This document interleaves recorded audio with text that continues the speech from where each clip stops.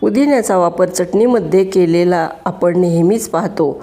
अपचनावर पुदिन्याचा फार उपयोग होतो. पुदिन्याच्या रोपांना एक प्रकारचा सुवासिकपणा असतो.